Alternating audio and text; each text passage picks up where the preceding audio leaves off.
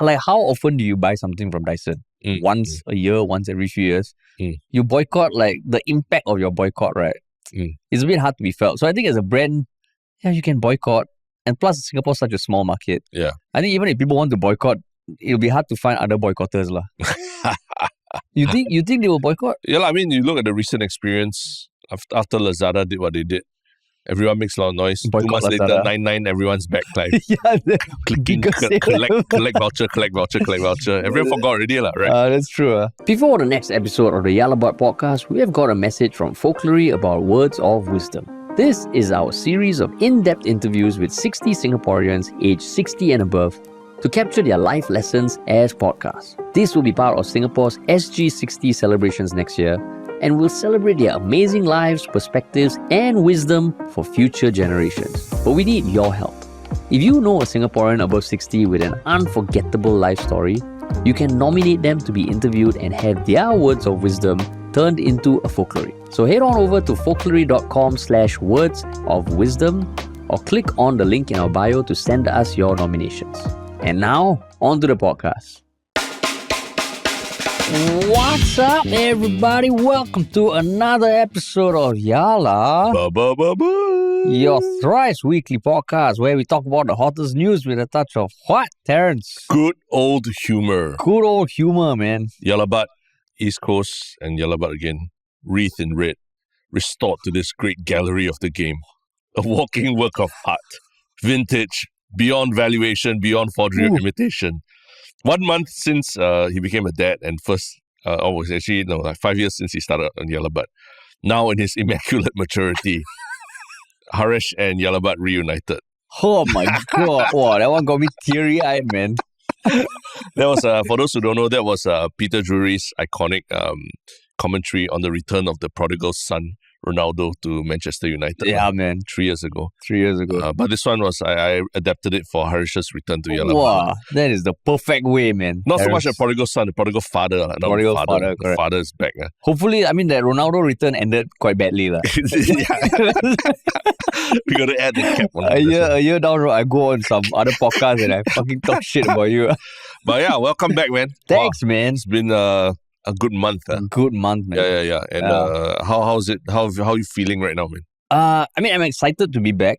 Of course, when my wife asked me, like, are you excited to be back at work? I was like, yeah, I am. But I have to clarify that it's not because it's, time away from you and the child. It's because I genuinely am excited to be back recording and all. Correct. But yeah, this month has been like, it's been a roller coaster. So for those who don't listen regularly, what has actually changed in your life in this month? On 3rd September, me and my wife, we had our first child. So I've become a dad.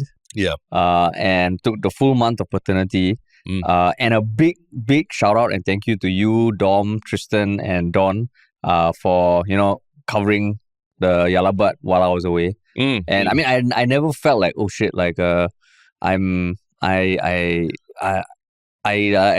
can't switch off.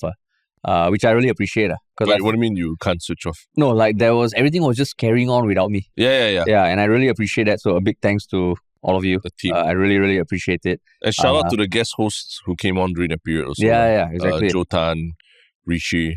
Yeah, because you know me, I have difficulty letting go, right? Of what? Just in terms of like work and stuff, like. Oh yeah, absolutely. But this month, I felt like, hey, I can just let go because everybody was taking care of everything, and I really, really appreciate it. I mean, this is BMT, BMT for you. This is your second national service. You said second round. Your second, what do you call it? Second, what's the term in the military? When you go for a second cycle. Yeah, second deployment or whatever. Right? I mean, this is your second national service. Yeah, it was. And you proudly took the full 4 weeks of paternity leave that was available to you. Yeah. And how was the experience? How's the experience been? I mean, the delivery was a bit rough. So for the first week, we were in hospital for quite a bit, but thankfully everything's okay. Then after that, I remember you telling me also, you can read about it, you can talk to everyone, you can watch videos, but nothing prepares you. Yeah. There were a lot of things that happened that middle of the night, the baby's crying, we don't know what the hell to do. Yeah. My mom stays with us, but she also brought newborns up 40 years ago. So just trying to manage, and we didn't get a confinement nanny, or we don't have a helper, so everything was just, we need to figure it out. Yeah. So it was very like rough, and I won't deny that 2 weeks in, right, I was like, what have we done? The hell did I sign up for? What were we thinking? You know, like how is this going to be our life going forward? Like how? Like just Yeah. how? I remember in the middle of the night, I was reading articles on like, oh shit, is this normal for parents to think? Yeah. I've fucking chanced upon this Reddit called Regretful Parents. Oh, It's a terrible Reddit. Yeah. It's like 130k members of all these parents who say, you know what, my kid is six years old, and if they walk out the door tomorrow and don't come, I would feel nothing. Then I was like, oh shit, this is terrible. Yeah. So then I like started reading articles of people saying, you know, it's natural the first few weeks you feel a bit like, what's going on, like, you know? Yeah. But after a while, and I think over the past week, I can finally find some enjoyment because it feels like we understand things better. But holy shit, man. Yeah. I mean, for those who aren't watching, just listening, Harish has also cut his hair. So he's shed himself of the lovely locks that he was carrying before. But other than, you know, the physical, you know, exhaustion and you know, physically just wanting to clean up, feeling like you want to clean up and all that, right? Yeah. How do you think you've changed as a person? How I think I've changed as a person? A lot more appreciation for mothers. Oh, yes. What they go through, and women. mothers, Holy shit, man. Like, anything a dad says is tiring and all, like, it's still just tiring. Like, I mean, fatigue-wise, but your body doesn't go through this crazy change. Yeah. So, a lot more respect for that. Yeah. To be honest, like, certain things that, you know, you see on TV, the moment you carry your child for the first time, you feel something. I didn't feel anything. Yeah, I didn't feel, okay. And I felt bad about it until I realized that, no, actually, it's common for dads to take a bit longer. Yeah. So some things are over-romanticized, I feel. How have I changed as a person? I mean, I do hope maybe you just be less self-centered as a person. Never. I mean, generally, I was never self-centered. Maybe don't plan things like baby moon, you know, a week before your wife delivers. Okay, so I just realized that post you did on Instagram painted me in a very... Which post I did on Instagram? No, when you said, oh, Harish on his baby moon. I was like, what the hell, man? Because I had a few friends tell me, hey, you seriously went and left Steph alone? Then I was like, I said, how you know? You see your Instagram post lah. So, I mean, it's out there. To clear the record, it wasn't planned as a baby moon. It was a 40th birthday trip with my best friend from school. And a bunch of us planned it in advance. Way in advance, yeah. Way in advance. And then just open. And my wife was the one who told me, okay, these friends are a special group of friends, you know, go. And I was like, you sure or not? You sure or not? And then she's like, okay, then I went. And then a week later, suddenly you're dead already. Yeah, a week later. Which was also 2 weeks earlier than the EDD. Yeah, so you cut it really close, actually. Yeah, really close. Yeah, it was really close. And I know there were certain things that I wanted to wrap up before those in those 2 weeks that we couldn't get a chance. Yeah. First thing, Monday morning, 2nd September, went to the hospital. So yeah lah. Another change is like now, whenever you tell me, you know, like Harish, you know, when you have a kid, I can shut up, Terrence. Yeah. Okay? We are past that.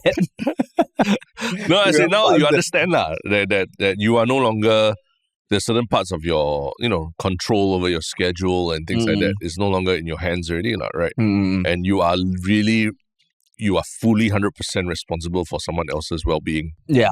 Yeah, that was also something I realized, like, looking at our child, she has no friends. Yeah. She doesn't know anyone else. Yeah. If she's hungry, no one else is going to feed her. Yeah. So that started off as a scary thought, but now it's like, okay lah, we have to make sure that she lives well. Yeah. And I also realized, like, on the spectrum of how much you can spend on your kid, the upper limit is endless. Yes, endless. Yeah. Is endless. So just having to balance that. Yeah. And the insecurities that you also have, right? Yeah. Ultimately, no matter how much money or whatever you have, you always feel like, hey, there's something more that you can give your child or something, right? So no, I think it affects everyone of every income level and all. You always feel like there's something better you can give your child. Yeah. And then there's a lot of, people or businesses that prey on insecurity and make parents sign up for stuff that they probably don't need to and all that as well. Yeah. And you got to battle those instincts as well. Yeah. But I mean, overall, it is an experience. And so you recommend fatherhood for everyone to try? That one I don't know, man. I don't know whether I would recommend it. Yeah. Because I totally respect people who don't want to have kids. Correct. Yeah. So how to say I recommend? Even right now, I'm slowly feeling the bond and the thing, and I hope it continues to grow. Yeah. But actually, technically, you're still in the trenches, lah. You're not out of it yet. It's practically only a month. In fact, I think your wife is probably even deeper in the trenches still, right? You know? So there's still a couple more months before like there's any kind of regularity that you can work towards. Yeah, I mean, I'm here recording. You know, and she's at home. You know, she just mentioned her second feed done. I'm like, all right. What have you done this morning, Harish? What have you done? I bathed the child. Yeah, I bathed our child. But it's also made me look at people now, you know, and like, oh, that person is this way. How were they when they were a baby? What did the parents do? Oh, you mean you're judging people now based on... What is it judging? Learning, lah. Oh, okay. Yeah. No, as in, you look at it like you look at their negative behaviors and you're trying to trace back to something there in the positive behaviors. Or positive. Yeah. Because, you know, like first child, like so much focus on it, and like, you know, like looking around, there's all the stereotypes, first child syndrome and all that, you know, the spoiled child. Like I really hope like we do all we can to make sure that our child grows up as a good person, and not like self-centered, you know, because their parents are not self-centered. They're not thinking for themselves all the time, right? Yeah, exactly. Yeah. So like a lot of things, and like everything you do, you could get overly paranoid and think, oh, I'm affecting my child for the rest of her life. Also, people have told me you will definitely screw up in some way. Yeah. But there are many ways to. Nothing's irreversible. Yeah. And it's all part of the experience, I think. Yeah. I think we also impose a lot of our own insecurities on you know how we bring up our children as well. So over time, you will grapple with those in time to come, lah. Yeah. But I'm surprised you didn't go to like more positive sites of Reddit, like Daddit. You know, there's a Dad Reddit called Daddit. Very, very positive. So now I'm on that journey. Well, okay. I think in the pits of like you were looking for stuff to validate your I was like, hey, is this normal? Like, do you outgrow it? But then I went down the dangerous path where it's a cesspool of like you know, a lot of us regret it. You were self-radicalizing at that point. Yeah, I was self-radicalizing. I was self-radicalizing. Then I was like, oh shit, no. Because it was like at 3 a.m., 4 a.m. Like, we just were, what the hell is going on? Yeah, so, but then now I'm on the path, chancing upon all these other things, where people are like, the first few months, you just survive through it, you know, like, things will get better. So that all is encouraging. Yeah. And the good thing is, Yalabat continue, Dom has stepped up to the plate. Yeah, exactly. I think over time, like, we did a trilogy of podcasts. Over time, they won over the initial critics, right? Initial critics. There are some people who are still critical, but I think over time they appreciated the slightly different perspective compared to you and me, right? And I think maybe that's something we can look at doing more regularly also. Right, Tristan? And Dom enjoyed it a lot. But I think a lot of news also happened the past month, right? Yeah. Which I'm sure you're chomping at a bit to react to. Yeah. Even while you were feeding your child and everything. I mean, just the headlines, I didn't dive deep, but that felt a bit like, oh shit, for once, like I'm not clued in on like general stuff. Yeah. Which felt a bit like, oh, okay. So now getting back into the groove of things, because I realized I really enjoy like reading the news and like understanding what's going on. But this past month, like I tried not to go down that path. Yeah. Because there was so much Googling on like, if your newborn does this, what does this mean? How to deal with and all that. Correct. But it's good to get back to the groove of things. Yeah, man. Still a journey ahead. But is still continues. Ongoing. Continues. And new chapters being written now. Yeah, correct. Yeah. Now we can change our bio. 2 dads talking about the news and all that. I mean, it sounds a lot less, like edgy. But I think it brings a different perspective, right? Yeah, I think after you also, like what you alluded to earlier, once you reach fatherhood, there's it doesn't make you smarter or wiser than someone who hasn't been a dad or anything, but it gives you a different perspective, right? Exactly. And again, like I think like fatherhood is not like this perfect thing that everyone must go through to enjoy life, but if you have the opportunity to do it, I mean, just try and embrace it, right? Yeah, exactly. It's a new chapter, new chapter. Yeah, correct. But new chapter, new news. and we're back to it, man. Yeah. But yeah, so there's so much. Actually, last couple of weeks, there was a lot of big news, right? Yeah, man. And, I'm sure we will revisit some of those topics at some point. Yeah. But this week is also some interesting things. But before that, maybe you want to do the thing that we always do. Always did. Yeah. That is, if you are new to the podcast or you've been listening to us for a while and you found some sort of joy, entertainment, info, please do share it with at least one person who may not have heard of us, and follow us on social media, because we have an Instagram account, we have a TikTok account, we have a wonderful subreddit, and yeah, just follow us for updates so the algorithm also knows that you like our content. Yeah. And if you want to work with us, what should they do, Terence? Follow us. Check out ministryoffunny.com, where you'll find details of what we do and ways to contact us as well. Hell yes, man. Yeah. Cool. First topic of the day. Kind of sucks that this is the topic we have to talk about. Not exactly the happiest thing. But here we are.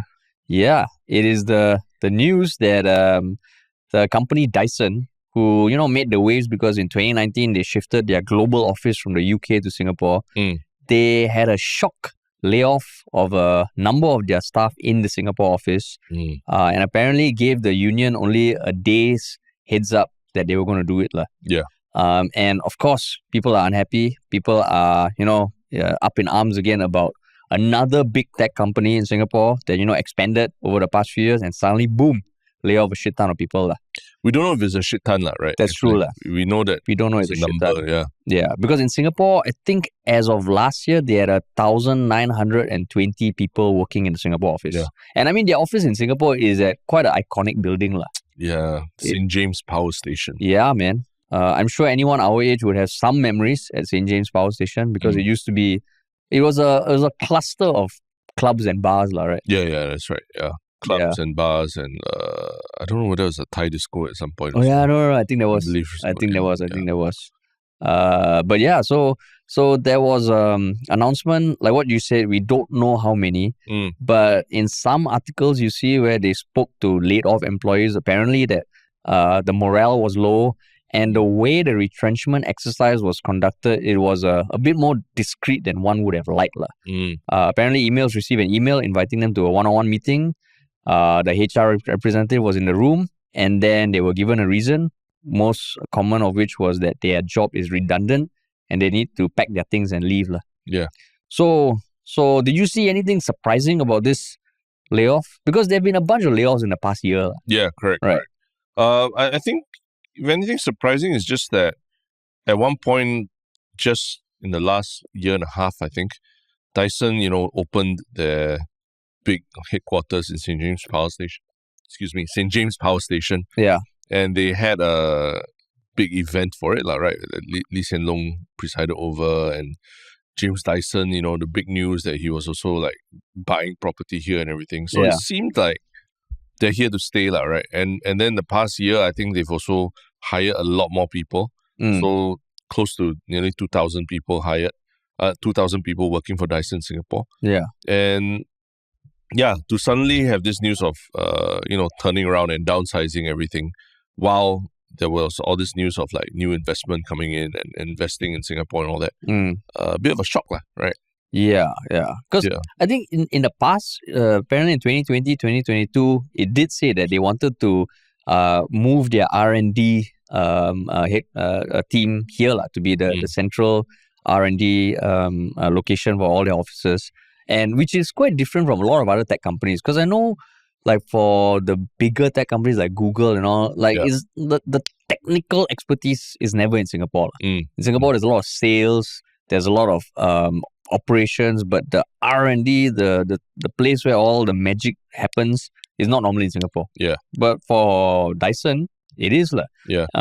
I think in the past also they wanted to build a factory to make electric cars, right? And that was around the time, I don't know whether that was before the HQ shifted here, or it was during the past few years when Dyson, the message they were sending was that Singapore is going to be the key node of their entire operation. Yeah. And at the end of it, they kind of said that it was not feasible to build a factory. Correct. They're building another factory in Tuas to build, to make batteries. Oh, really? Wow. I believe so. I don't know whether those plans are on the way. But yeah, there's a lot of mention that Singapore will be a big part of their office. Mm.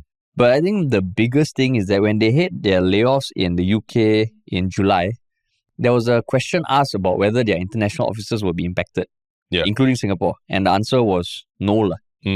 So now it feels a bit disingenuous. La. But to be fair, also July was like a whole quarter ago, right? Yeah. Which in business terms, things can change very quickly in a couple of months, right? So maybe there was further examination of their structure and they needed to retrench people to fit this new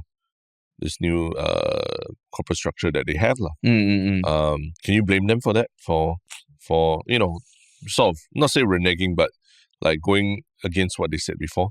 I mean, to be fair, can't blame them because companies operate that way. I guess it feels like generally the sentiment towards Dyson in Singapore, there's a lot of, I wouldn't say hate, but a lot of angst towards them. Yeah. I think that's the one thing that is also quite surprising when you look at the response online to this news is that there's a very long Reddit thread about like how much they can't stand Dyson, right? Yeah. And some of the reasons is because their products, they say, are overpriced. Like, do you own a Dyson product? I do, yeah. Which one? The hairdryer. And it's good, lah. It's good. Yeah. It's powerful and it's very sleek, very elegant, and feels it's like bladeless. I mean, hairdryer no blades, right? Go what? Mainly the coils, but it's all inside, lah. But I know bladeless is Nobody like, holy thinks shit, it's a bladeless. Bladeless fan, okay, lah. People make a fuss, lah. I mean, you don't really think about the tiny little blades in a hairdryer or anything. But I mean, that's the cool thing where it's like a donut, lah, right? Yeah. And so it looks very sleek and all. Yeah. But it's really very powerful. And then, I'm not even talking about human hair. I'm talking about pet fur, pets. It helps my pets to dry their coats much faster. So, I considered getting a Dyson vacuum when we moved to our new place, but it really was damn expensive, so I got a competitor. Reality is after a year, we kind of stopped using the vacuum and went back to sweeping. Oh, really? So I don't know how amazing the Dyson vacuum is. I've heard good things, but the price difference is really damn big. It's very big, yeah. Yeah, so a lot of people have an issue with that. Of course, a lot of people don't like the fact that Dyson himself, he bought the GCB. Correct. Which is not always is not foreigners cannot, right? By right cannot unless some special approvals. Then in the UK apparently he was all for Brexit, and then when it happened he left. Came to Singapore and now he's back in the UK. So there's all that stuff around it that's floating around. So when this happens, a lot of people are shitting on Dyson, lah. But you can separate Dyson from James Dyson, right? I mean, people now there's a trend to also hate billionaires, right? And correct. James Dyson is a billionaire. Eat the rich, lah. Yeah, so I mean, he's a billionaire. He can live in Singapore, in the UK, on his yacht, whoever the hell he wants, or so, right? Yeah. So what he does with his money is hard for us to fault him for it, right? But I think how Dyson handled the layoffs in Singapore also. It's not just people being angry, but like even the unions also have made noise, right? The United Workers of Electronics and Electrical Industries, the UWE, which is affiliated to the NTUC, expressed disappointment of how little advance notice was given, which was 1 day. It was given 1 day's notice. I don't think they call themselves that way. That was your little... can you imagine like the meetings that are like, okay, welcome to the next edition of the UE meeting. Sounds way too happy. But it's funny because it's electronics and electrical industries. So, I think this was like from back in the day, right? From when electronics manufacturing was a big thing in Singapore also. Yeah. But then so like NTUC's involvement in this, have they gotten involved yet? I mean, this UE is affiliated to NTUC. Yeah. So I guess they're all under the same umbrella. But essentially the complaint was that they were only given 1 day's notice of the retrenchment exercise, which didn't give them enough time for meaningful discussion with both parties. So they have escalated the matter to the Ministry of Manpower. So that's the thing that's a bit confusing because, so apparently a Dyson spokesperson said that Dyson respectfully informed UE in advance. We don't know what advance means. But we have seen this time and time again where there's a layoff happen, some union is not happy, they escalate it, but nothing seems to change. I'll correct you there. Lazada, it happened, right? Where it was escalated at MOM. And then I think after that, we found a resolution that was better for the workers. That was brokered by the union. Brokered by the union, yeah. That's So true. in a similar fashion, the union back then wasn't given enough advance notice, and they couldn't do anything. And I think it made them look very bad and very weak again. But they actually came back and managed to negotiated some better terms for the retrenched employees. So not everything, you cannot just blanket just say everything is bad. That's true, Terence. The old me would have, tried to rebut you and but now I concede, yes, that was an error. That's a sign of maturity. Maturity from welcome being a to father. maturity. Welcome to maturity. That is true. No, I mean, when you're a dad, you got dad brains also, right? You generally don't get enough sleep, so you're not. That's true, You won't be able to remember. I know details one friend of mine said he never really appreciated sleep as much as he did until he became a dad. And this was the guy who last time when we used to hang out, he would play Winning 11 through the night. Oh, I see. But then now he loves his sleep. Yeah, sleep is so vital. Dad brain. Yeah. That's a good excuse. Anytime I'm like, sorry, dad brain. Dad brain. Excuse but it's a sad reality of being a parent to a young child. It's a sad reality. You really don't get the stretch of sleep. 6-7 hours of sleep like before already. Yeah, exactly. Yeah. All the moms are listening, thinking, look at this. Just complaining about not getting sleep. Do we have to breastfeed? No, right? But yeah. Correct. Dyson, union is unhappy. Yeah. And okay, so just in terms of the standard practices that a company needs to do for retrenchment, apparently they have to inform MOM within 5 working days of affected employees being told. And they can actually get administrative penalties, but it's up to $2,000 each time this requirement is breached. So for a 10-person company, 2,000, okay, quite more significant, but for Dyson, doesn't really matter. Yeah. So I mean, hopefully there is something that happens here, like in the case of Lazada. Because if nothing happens then, and if it's really true that it was a one-day thing, that's a clear breach. Right. And I mean, going back to the negativity towards Dyson, I think it's along the same lines of the general sentiment that, here's another big company that comes, does whatever they want, manage to, convince the government to give them whatever or make these concessions, which, I mean, a lot of it is speculative also. Yeah. Then they suddenly just do what they want, go back on their words and do this kind of thing. So I think that's what people are unhappy about. Whether it's justified or not, I think some are a bit unjustified. But yeah, that's the sentiment. I think what it's telling is that Dyson in the official rebut to whatever, or at least their official press statements, they said that Dyson is following all prevailing guidelines from MOM and providing employees with the support they need, right? Which kind of tells you that they probably have looked at the guidelines and they realize how much they can push it, right? And they're still following the guidelines of MOM. So sort of throwing MOM back under the bus, saying that, not us, it's your MOM. Your guidelines. You all set these guidelines, we're just following, okay? So not a good look for MOM either, right? Not a good look. So that's what I found quite interesting about the response, that it wasn't just, they didn't just no comment or whatever. They just they literally, we're following all your guidelines, MOM, so why are you making noise about this? So you think any follow-up will appear in the news again? I mean, for Lazada, it did because there was something that was brokered, right? I think it has to. This is it looks ugly, and even the EDB got dragged into this, having to give a statement. EDB has to give a statement because, as you all know, the EDB is the one that brings in all these foreign companies to invest in Singapore, and we've seen cases of it happening recently where the EDB, made a big hoo-ha of big foreign companies coming here. They set up a base here, then 10 years later, they're gone. Things like Lucasfilm, for example. Yeah. And now, Dyson's still here, but I don't know how many, but they're laying off a bunch of people, less than 2 years into building up a new HQ here, right? The new office here. So, even EDB has to come out and give a statement about this. So, it's a egg on the face. I think it's not a good look for MOM, for EDB, for the union. The union looks very weak based on everything here. So there probably will be some follow-up. There has to be. It's kind of embarrassing because something like this will make international news as well. And yeah, it has already. It affects what people think about Singapore as a hub for innovation, right? That's true. And I mean, even for people to join unions, if they don't see any recourse here, they'll be like, why the fuck do I want to join a union? Exactly. Yeah. But I mean, do you think this will lead to Singaporeans boycotting Dyson and things like that. Because Dyson is one thing is that there's a Dyson in a lot of malls now, right? Yeah, the physical store. Physical store, and Yeah. the experience is, wow, it's very high end. Feels like almost like Apple Store-esque, but completely black. I remember that's very distinctive. And everything there's, is expensive, is Dyson priced and all. So do you think Singaporeans will like make noise about it by not buying Dyson?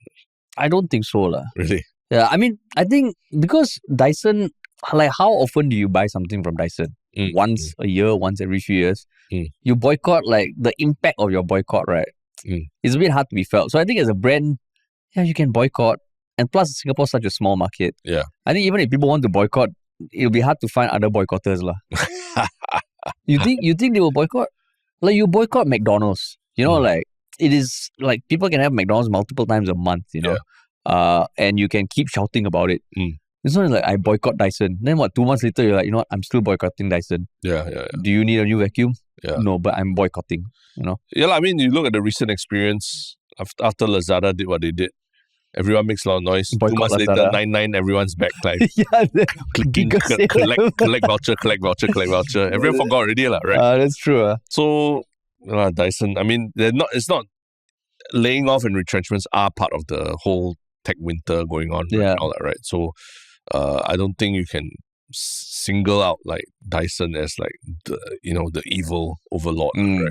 So, but as a Singaporean citizen, are you happy that when you see Dyson, over the past few years, aside from this layoff, that Dyson was setting up their HQ here, doing it at St. James Power Station?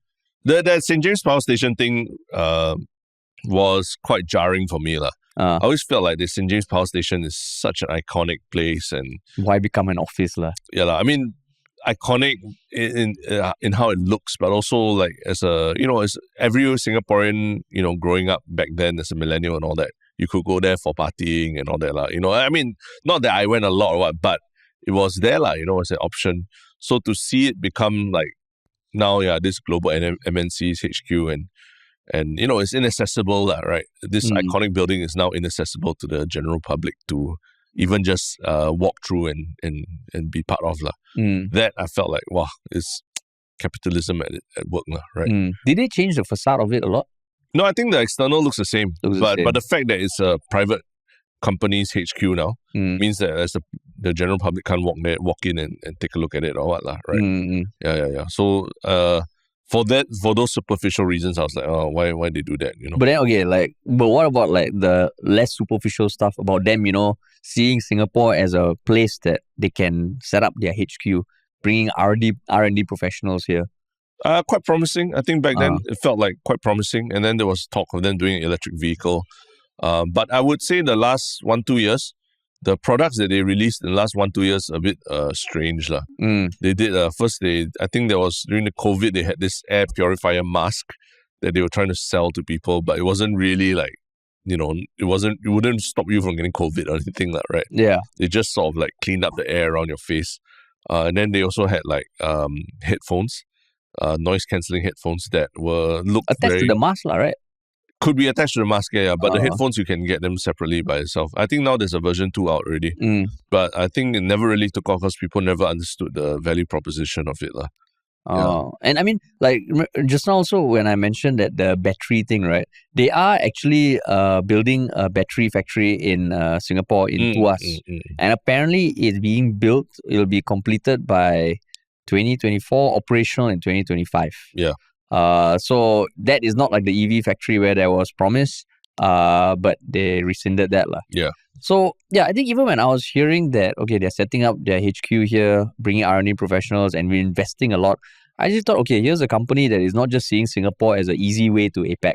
Because you see that for all the Facebook and Google and Netflix, Disney, they come here, they set up their base, they talk about elevating the local media, but we have seen it happen with those companies where even the local rep, dealing with all the local YouTubers, slowly over time, you're like, Singapore's not a target market. Too small. Too small. Yeah. Then I'm like, fuck you, man. You just come here, you enjoy all the benefits of being in Singapore, but you don't care about the local market. Yeah. So for Dyson, not to say they care about the local market, but the fact that they are doing stuff here that I assume also employs locals in technical spaces, felt like, hey, actually, okay lah, interesting lah. They're not just seeing Singapore as a stepping board to the rest of Asia lah. So we should support lah. Should support local company, Dyson. Support local company. Support local. No, so like I appreciated it. That was different from other big companies, but also, yeah lah. Then it becomes a thing that, you know, when you hear all these foreign investments coming to Singapore, the whole trickle down economics and all. Yeah. If it's concentrated in companies like this, I don't know how that would help like SMEs and all.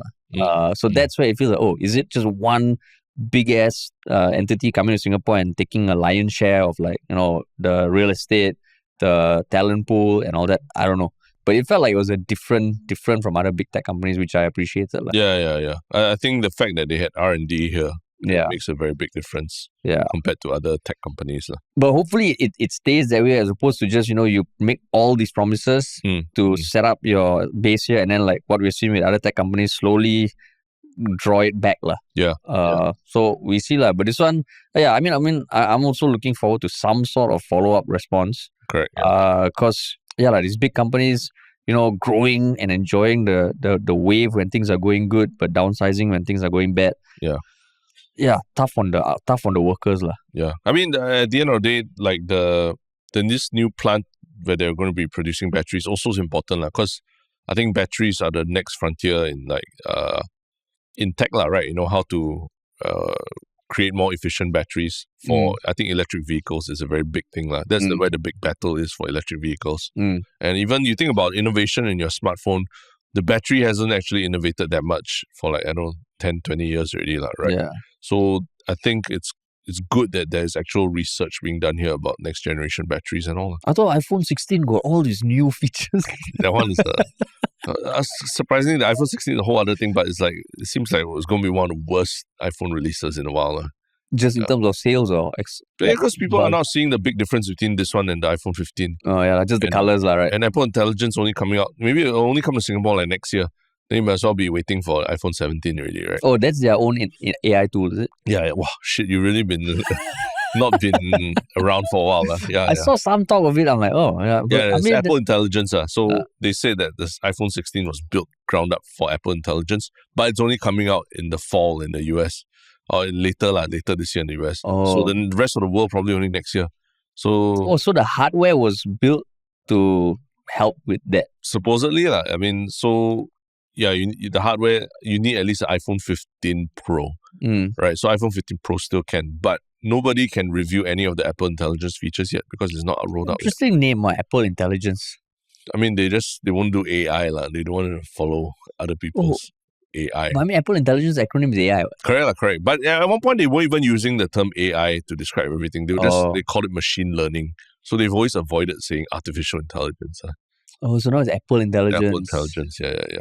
So welcome back to society, man. Wow, you've really been disconnected. Apple Intelligence. Yeah. Interesting. But hopefully this Dyson thing blows over. I mean, not say blows over, but hopefully we hear back from the union and Dyson, right? Yeah, man. But yeah, cool. But yeah, that's we talk about foreign entities coming to Singapore, taking our real estate and like parking themselves in it and getting all these things and all.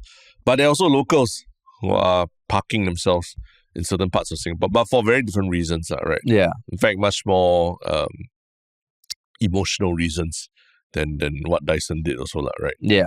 And who is this person? It is this person, Seng Mui Hong, who was interviewed in a viral TikTok video done by these two property agents from Malaysia, I believe, Wan and Zal, where it was titled, I can't remember what it's titled, but they were talking about how this person doesn't want to sell her $70 million property. And this person, Seng Mui Hong, is, in the video, she's dressed in a, checkered shirt with a bicycle in kind of like a background of houses with zinc roofs.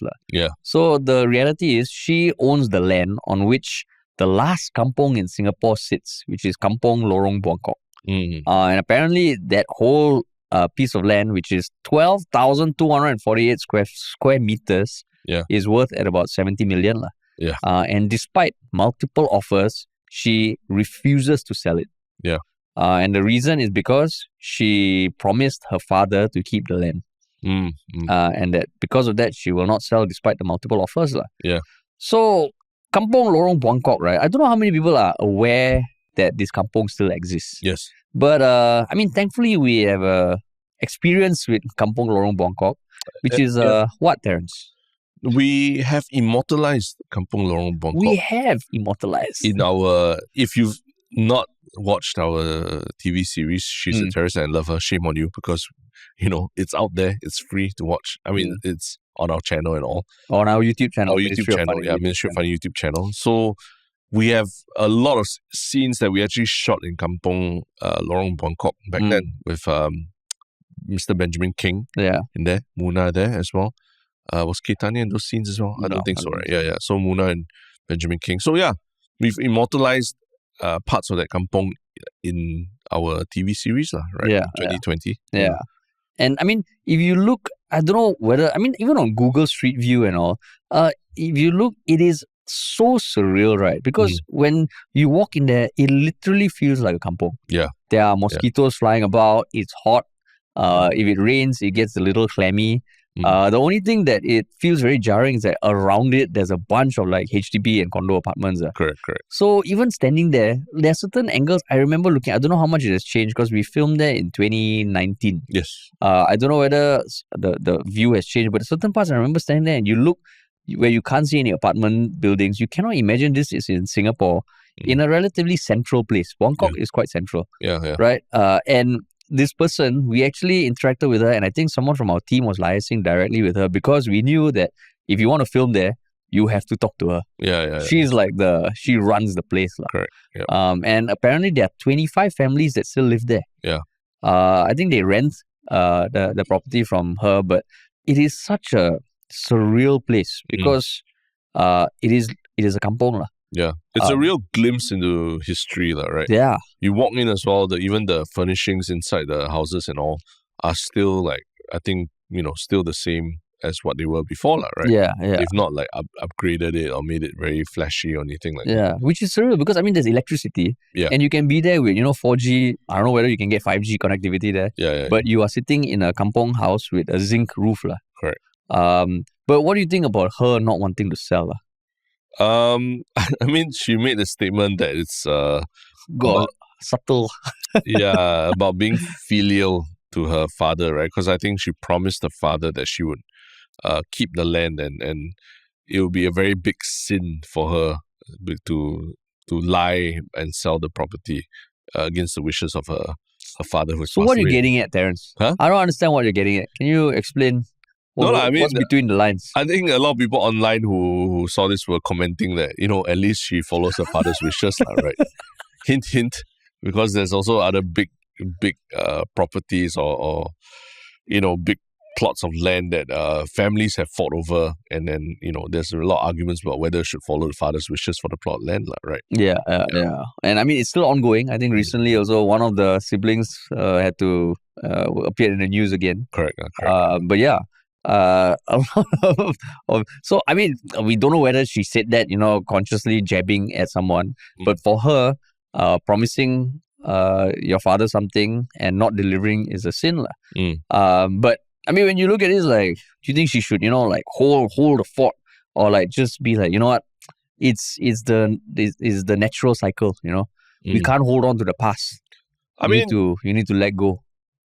There is the Land Acquisition Act in Singapore, right? Where I think the government can, acquire land back from you and pay you a market price for your land, right?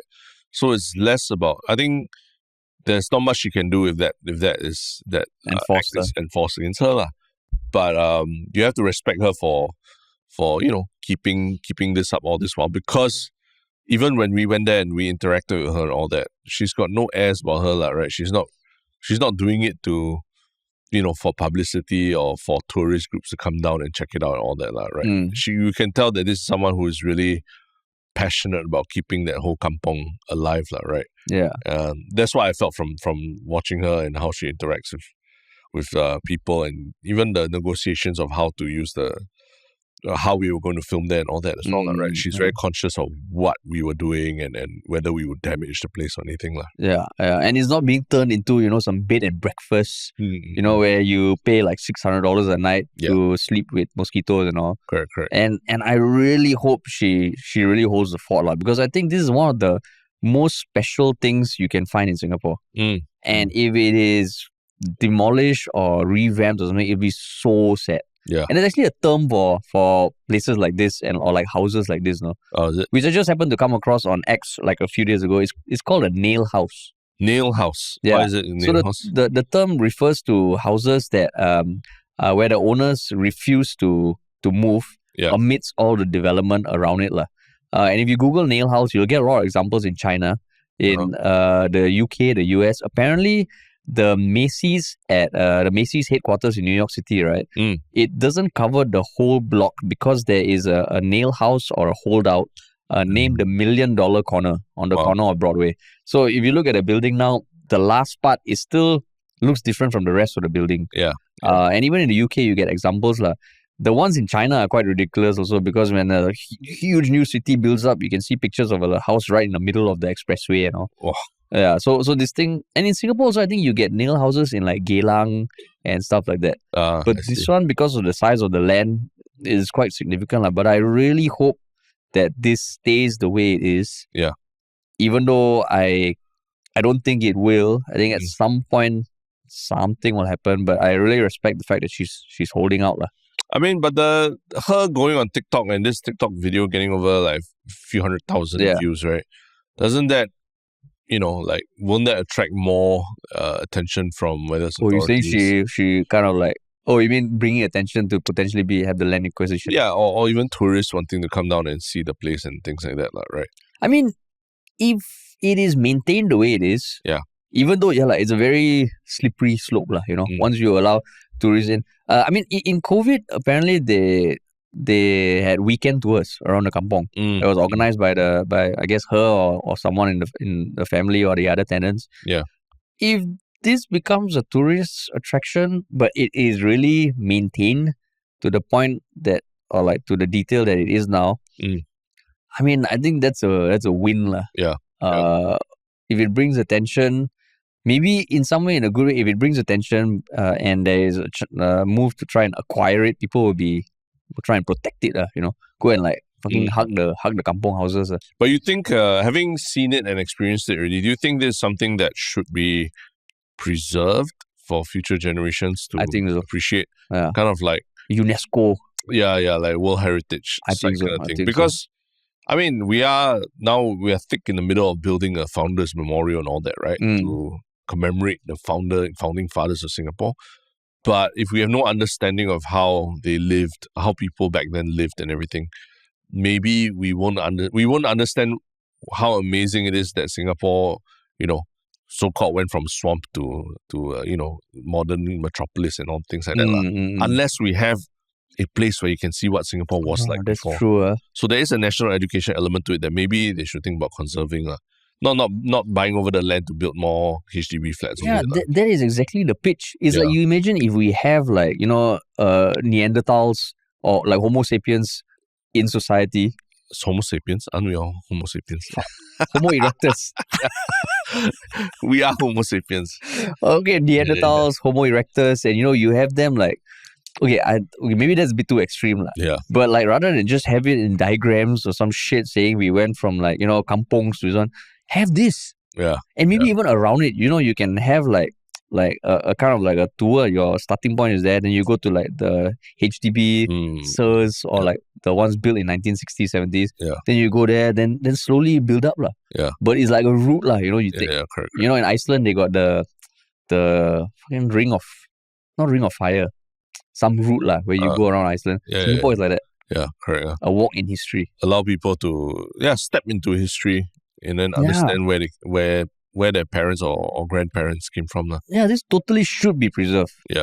Because walking there was quite special. You can hear about it, but you walk, it's like, whoa, what the hell is this? What is this? Yeah. What is this? Yeah. So yeah, it should be preserved. Correct, yeah. But yeah, hopefully something hopefully this lady, Mrs. Seng, she sticks, as in Madam Seng, sticks to her guns. And Doesn't do a Dyson. Doesn't do a Dyson, meaning what? Like, say something and then go back. Dyson's still here. True. No, but doesn't like go back on the word, lah, right? Yeah. It's important. But yeah. Since you've been away, it's been a lot of people have been wondering what you've been up to. Any particular comments that have stuck out to you in recent times asking about you or anything? I think just in general, like when I did do a little post on our subreddit, people were, sending a lot of well wishes my way. And quite a few times, like the few times that I've gone out to run errands or like the walks that my wife and I have started taking with our child, there have been a few instances where people come up and say, they love our show and a big congratulations. Oh, is it?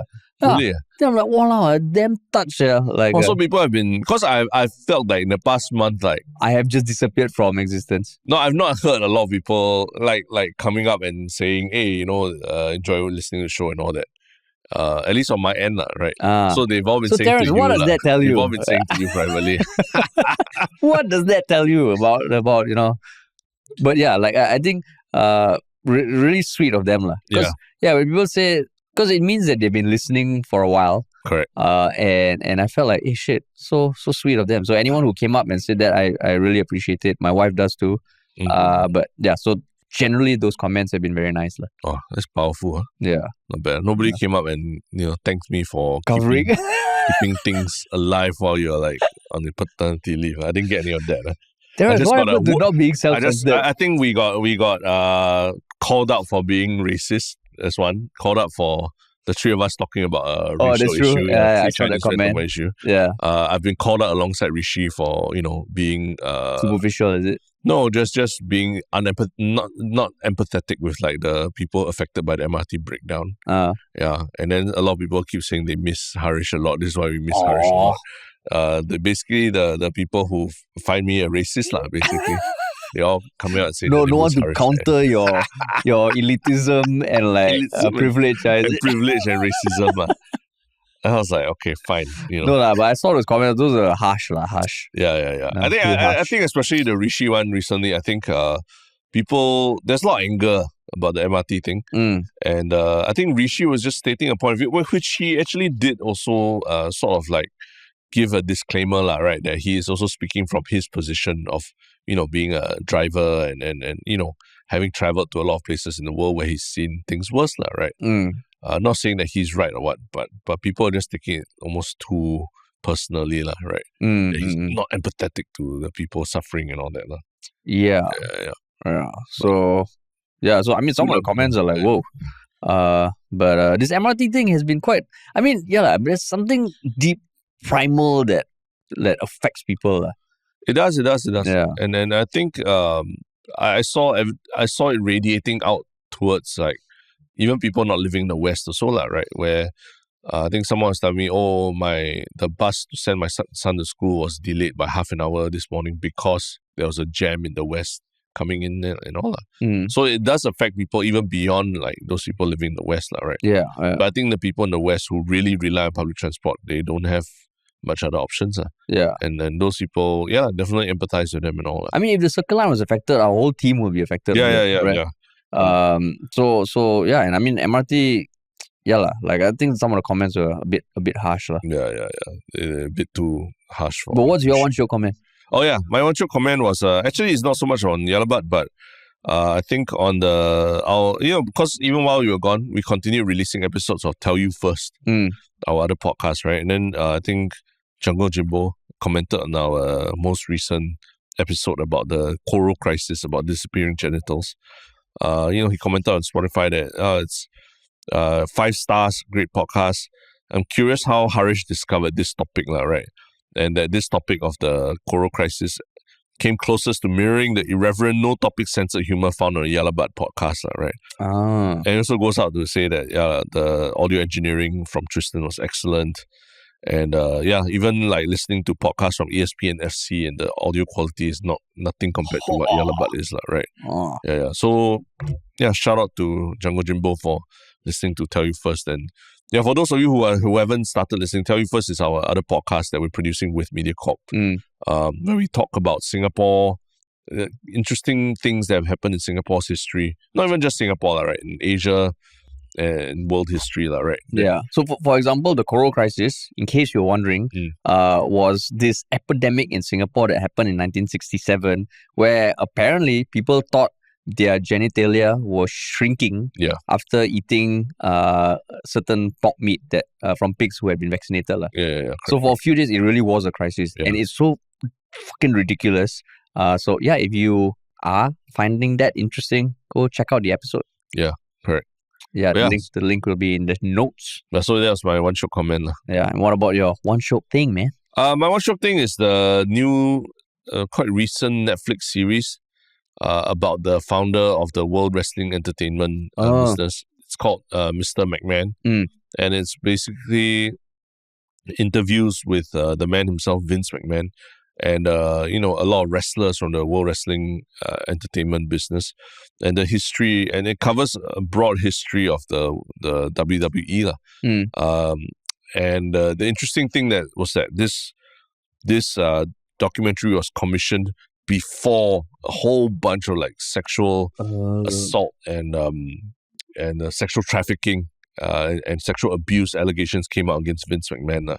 So this documentary talked about history of wrestling, but also has to grapple with what the legacy of Vince McMahon is going forward. So it's what, a mini documentary series? It's a limited documentary series on Netflix, which interestingly, Netflix next year is going to start broadcasting WWE Raw every week already. Live? Yeah. It's going to move to Netflix, basically. So there's a lot of dynamics, and it's quite interesting dynamic between WWE, Vince McMahon, and like Netflix and all that, which is all part of this documentary and fits very well into what wrestling is, right? Like the blurring of lines between fiction and reality. And you finished it? Yeah, I finished it. It was a good watch, and it's not just for wrestling fans. I think like my wife also watched it and found it quite interesting. Yeah.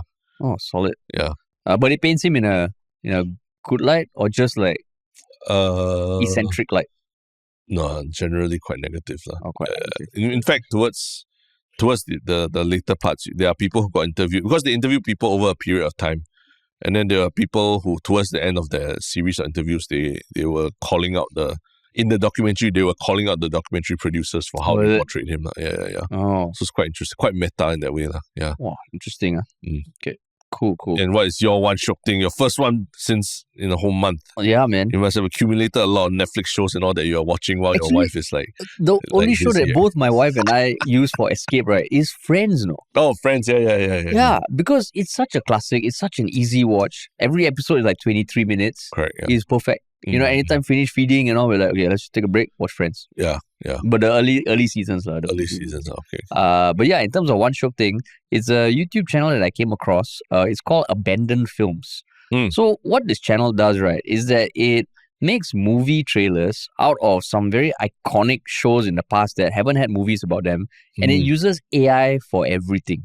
So normally, like, AI for me is a very bittersweet thing. But this one, right, they call it like this original Super Panavision 70 channel. So the style of trailers, right, is very, very old school. And they do it for like the Jetsons, the Flintstones, but it looks like Hollywood trailers. Yeah. And you watch it, you can tell it's AI, but it's damn cool the way they do it. Yeah. It is this very retro feel. The voiceover is AI, the script is AI, the images, the moving images, the video, all AI, but it's pretty damn cool. Yeah, I've seen some of this on my feed. Which one's your favorite? I mean, the Street Fighter one is pretty cool. Yeah. The Shrek is pretty cool. Mortal Kombat is pretty cool. Yeah. X-Men. So yeah, it's really, at first when I saw it, I was like, oh shit, is there a movie coming out? Yeah. Because the thumbnails are pretty sweet, but you watch it, I think this is a cool example of how people can be creative using AI. Correct, yeah. So it's pretty awesome. But it still has those occasional moments where some weird shit happens to the anatomy and all that. But I think that's what is charming. Yeah. Like, it's very clearly AI. Yeah. Like when it's so good, that almost feels like, okay, it's a bit too blur, the lines. Yeah. This one you can tell they're not actual people, but it's very cool. Cool channel. Interesting. But yeah, that is my one Shiok thing, man. Yeah. So welcome back, man. Welcome back to Thanks, Yellow man. Bud. So Yeah, good to be back. resuming the cadence again. Yeah, man. With less self-centered, less selfish. That one can't guarantee. That one can't guarantee. I think we need the balance, lah. We need the balance. It'll take some time, lah. It takes some time to find your footing and be that. No, but I'm super thankful so the elections didn't happen in September. There's a big discussion about whether it's even going to happen this year because there's been a lot. I mean, the last month there's been a lot of drama, right? In the political scene as well. Yeah. More coming up this month, I believe. Yeah, I can't say for certain yet, but I think more coming up this month. More coming up. See, yeah, man. But cool. Thanks for listening, everybody. And remember, if you found this entertaining, please do share it with someone who may not have heard of us. Follow us on social media. And if you want to work with us, check out ministryoffunny.com. All right. Thanks for listening, everybody.